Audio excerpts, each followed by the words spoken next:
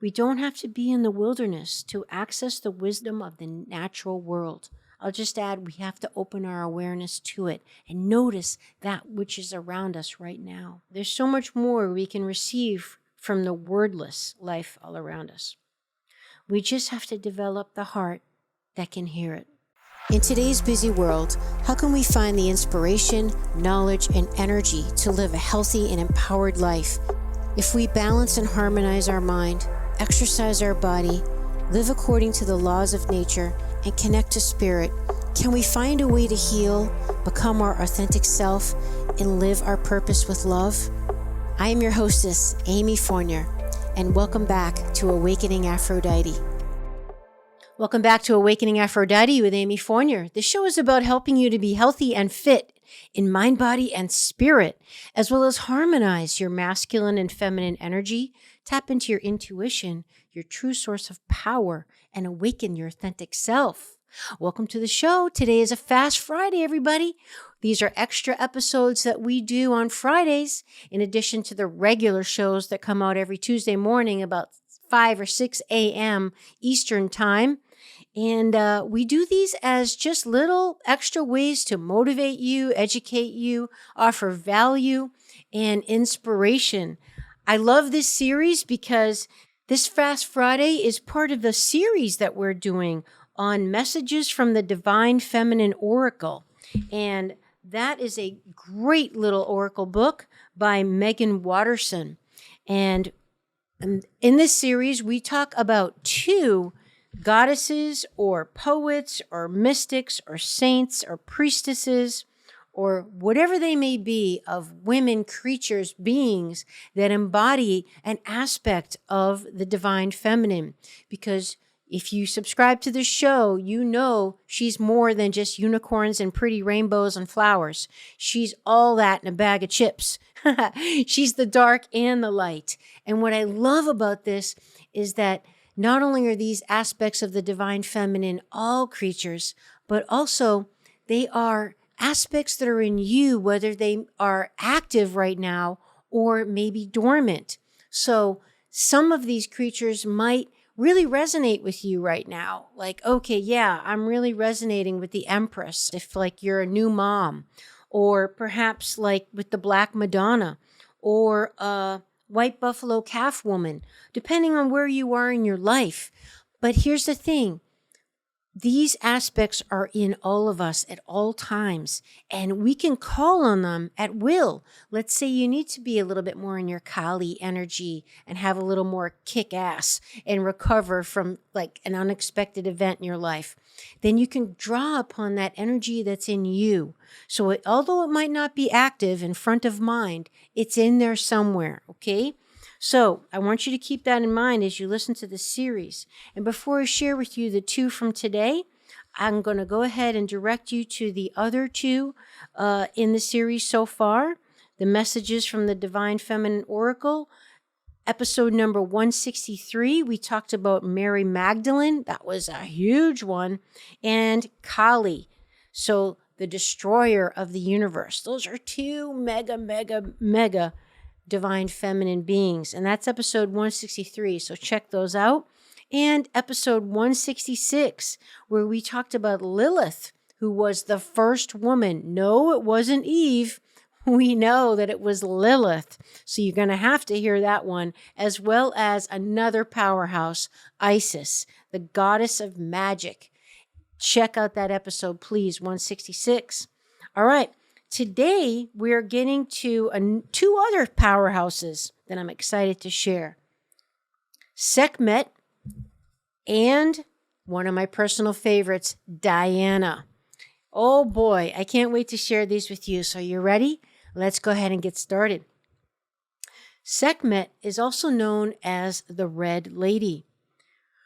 Her invocation is, I am pure strength.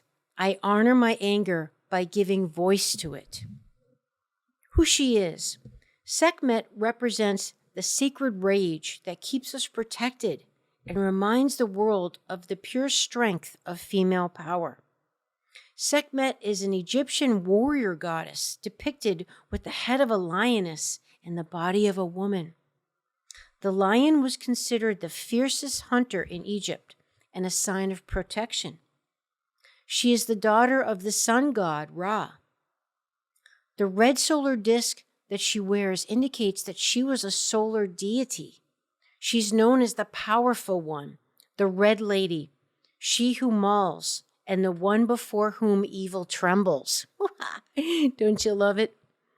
The ancient Egyptians held rituals in the end of war and the beginning of each new year to tame the wrath of Sekhmet. They would play music, drink beer, that was dyed with pomegranate juice, and dress all of the Sekhmet statues in red. It was believed that the inebriation would lull the goddess into a stupor and end her destruction. Sekhmet was a powerful guardian and protector of the pharaoh. She was called on during times of war and considered to be a goddess of divine retribution. So Sekhmet's holy rage, sacred anger, and positive aggression, these are states of being that are critical aspects of the divine feminine. Okay, so I'm just going to repeat that because like I said in the beginning, a lot of people associate the divine feminine with soft rainbows and pretty flowers and all that vulnerable, sacred, passive energy. Well, I'm here to tell you that it's not that. It's that, but it's more than that, I should say. It's all of it.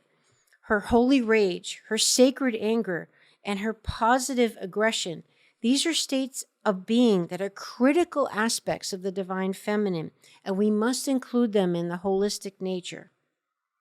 It's the female power that ends wars, that brings home missing children, that seeks justice for the earth and for those who can't defend themselves. The brilliant artist and the mystic William Blake relates that, quote, the voice of honest indignation is the voice of God, unquote. The feminine has for far too long been disassociated from rage and anger. If we can't embody the fiery emotion of anger, it often festers or expresses itself in subversive, manipulative ways, or it leaves us anxious and frustrated.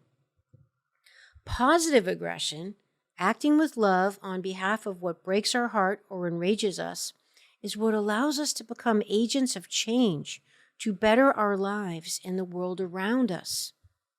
Sekmet wants us to come face to face with our true strength. Power doesn't come from passive-aggressive behaviors. We don't have to fear expressing our anger directly to an institution or a person who's acting unjustly. Sekmet wants us to see that anger is an essential emotion. And as you've heard me say before, feelings and emotions are not to be judged. They're to be felt and to be moved through your body. So when we don't feel those feelings fully, maybe we feel like we would be swallowed up by them, or we don't feel like it's safe to do so, that's when they can manifest as illnesses and symptoms and, God forbid, diseases in us. So please, if you're feeling an emotion, don't stuff it down. Don't numb it out. Don't overeat or overwork or overexercise or oversleep or overmedicate or overdrink or any of that stuff that's trying to numb yourself out. These emotions need to be felt. And please, if you feel angry, a value of yours has been trespassed, or maybe that of your children or that in the world, that is your inner voice telling you to speak up, that you feel justified in using your voice, that fifth chakra. And a lot of times, tight neck, shoulders, issues with your thyroid can be because you're not speaking your voice. I've done a lot of episodes on using your voice. See my episode in particular with Sydney Ross Singer, where we talk about your thyroid and using your voice. We'll put that number in the show notes for you. So Sekhmet is the sacred call to move that anger from pure emotion into conscious action. She wants us to act with conviction and from love. She wants us to create the healthy boundaries we need so we aren't injured again and again, or so that we can free ourselves from a destructive pattern it's time to end. We have a divine right to draw a sacred circle around us at all times. The protection we invoke from ourselves and others moves us from feeling helpless to taking loving action. Yes, aho, don't you love it? Sacred rage is a term you might be hearing, and that's what this is talking about. Speaking your truth with love and sticking up for your boundaries. Because remember, my friend, if you don't have your own back, who's going to have it? Your inner spirit, your soul, is often defeated and beat down by many small deaths. They're called petites morts in French. And it's your soul being beaten down by you turning your back on what's true to your heart time and time again. And that can lead to depression. I know that firsthand. So, here's a voice meditation for Sekhmet. You ready? Where can I create loving boundaries in my life? Something to think about. Where do you need boundaries? You can see episode 38 on finding authenticity, setting personal boundaries, and facing your fears of the unknown. And also one of my all-time favorite episodes, episode number 32, how to create healthy boundaries, deal with overwhelm and stress, and navigate self-care. That's with Sari Gilman, episode 32. That's a great one on boundaries.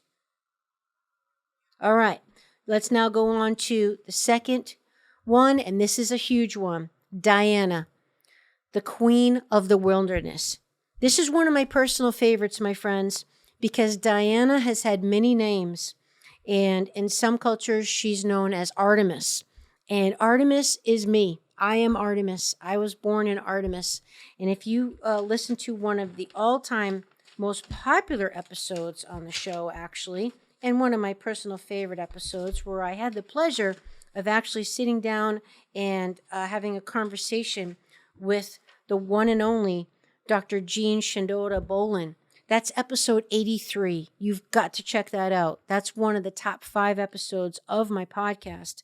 And that's 83, Awakening Aphrodite, Archetypes and Activism with Dr. Jean Shinoda Bolin. We talk about Artemis, and I talk about, I'm probably a merger of Artemis and Aphrodite. Those are my 2 favorites. So Diana, also known as the Queen of the Wilderness, was often referred to as Artemis. So when I'm sharing with you about Diana, keep in mind Artemis as well, because you might have heard of her. All right, her invocation is, the language of the natural world is a frequency of love. This is my mother tongue. All right, who is Diana? Diana represents the call to embody a more primal connection with the wilderness that exists within. The goddess Diana was worshipped in the ancient Roman religion that originated in Italy. She is the daughter of Juniper and Latona, born on the island of Delos with her twin brother Apollo, the god of the sun.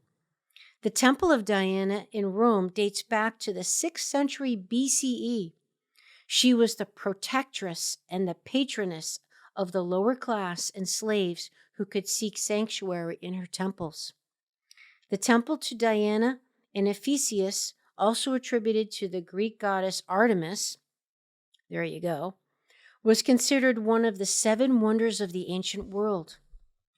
It took 220 years to build. 220 years to build. That means people that were building it never saw the completion. That's nuts.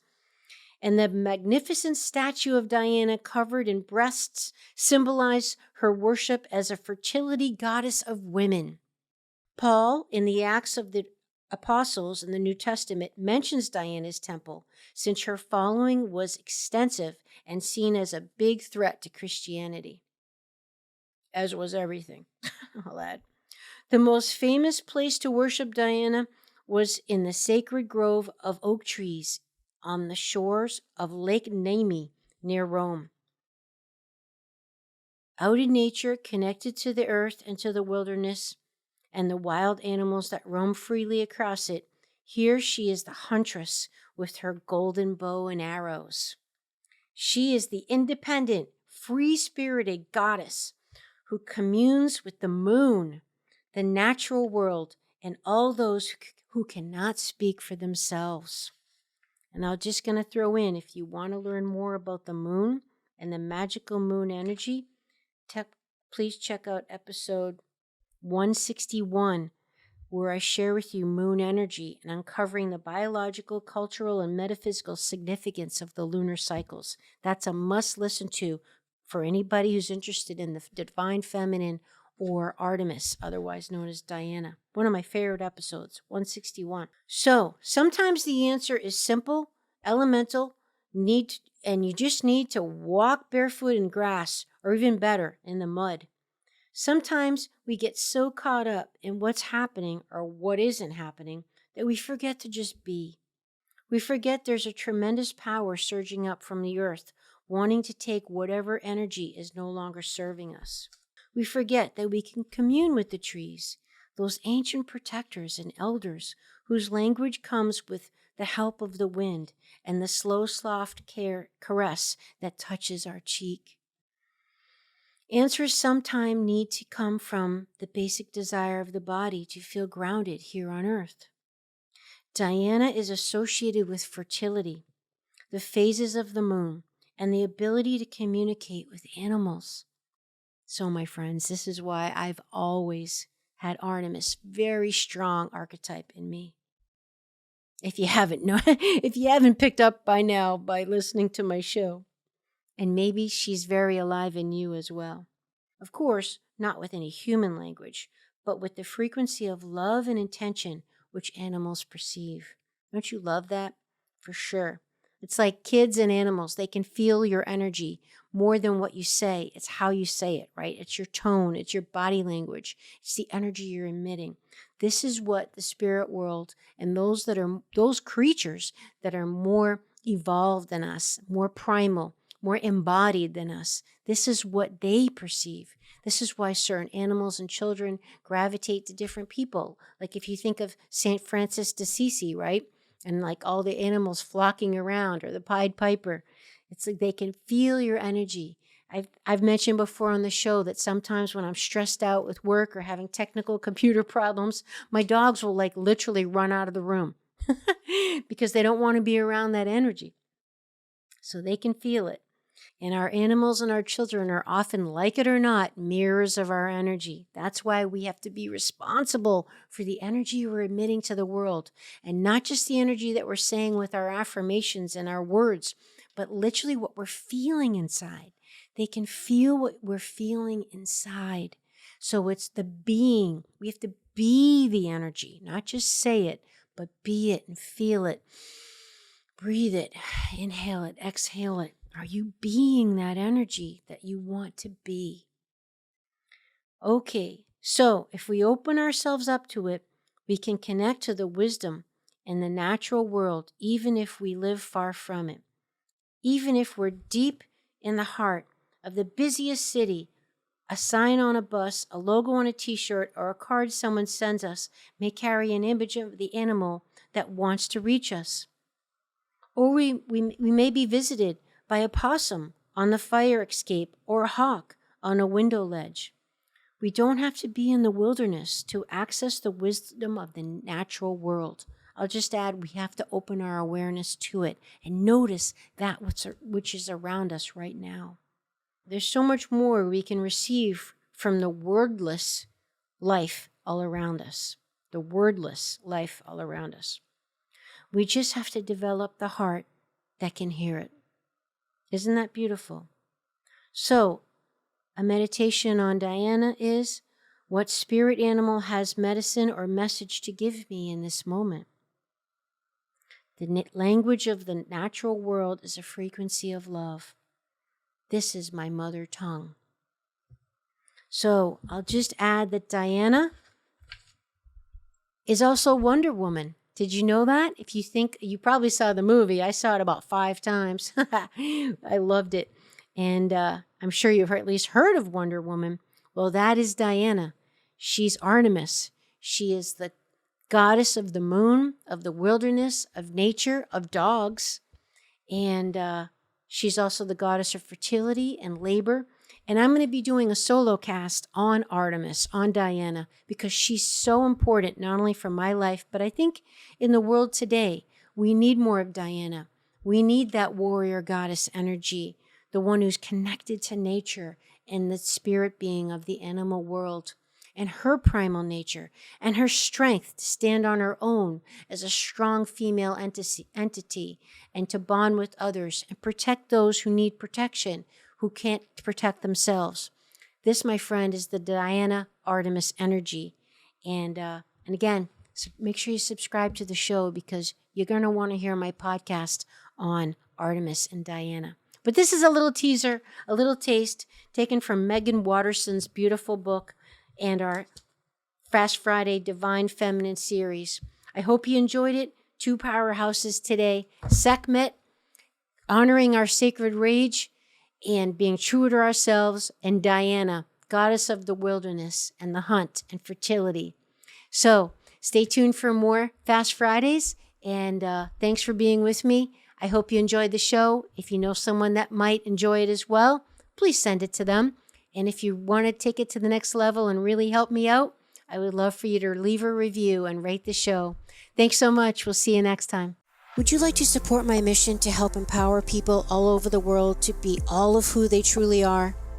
If so, please subscribe to the show, leave a review on iTunes, and share it with a friend. And if you're looking to take immediate action to align your energy and optimize your health, visit amyfournier.com. Thanks for listening to Awakening Aphrodite. Let's awaken her together in you.